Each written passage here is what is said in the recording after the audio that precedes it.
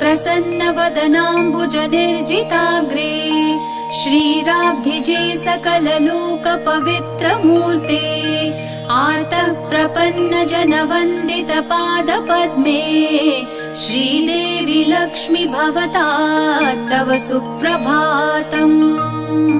सद्यो विकासि कुसुमेश सुगन्धमत्ताः गायन्ति मातरमितं भ्रमरायशस्ते तन्मञ्जुनाद परिबोधित दिव्यदेवी श्रीदेवी लक्ष्मी भवता तव सुप्रभातम्।